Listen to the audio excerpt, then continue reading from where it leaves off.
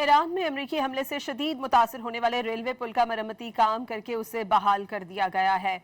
Iran की सरकारी खबर एजेंसी फार्स के मुताबिक गुलिस्तान के गवर्नर ने बताया है कि अमरीकी हमले का निशाना बनने वाले आखला के अहम पुल को 24 घंटे से भी कम वक्त में मरम्मत करके बहाल कर दिया गया, जो दुश्मन की धमकियों और कार्रवाइयों के खिलाफ सूबे का अमली रद्द अमल है। अमरीकी हमले के नतीजे में रेलवे पुल को शदीद नुकसान पहुंचा था।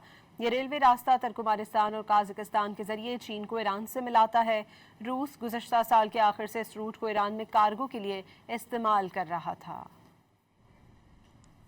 ईरान में अमरीकी हमले से शदीद मुतासर होने वाले रेलवे पुल का मरम्मती काम करके उसे बहाल कर दिया गया है। ईरान की सरकारी खबर एजेंसी फार्स के मुताबिक गुलिस्तान के गवर्नर ने बताया है कि अमरीकी हमले का निशाना बनने वाले आखला के अहम पुल को 24 घंटे से भी कम वक्त में मरम्मत करके बहाल कर दिया गया, जो दुश्मन की धमकियों और कार्रवाइयों के खिलाफ सूबे का अमली रद्द अमल है। अमरीकी हमले के नतीजे में रेलवे पुल को शदीद नुकसान पहुंचा था। ये रेलवे रास्ता तुर्कमानिस्तान और काज़ाकिस्तान के जरिए चीन को ईरान से मिलाता है। रूस गुज़श्ता साल के आखिर से इस रूट को ईरान में कार्गो के लिए इस्तेमाल कर रहा था।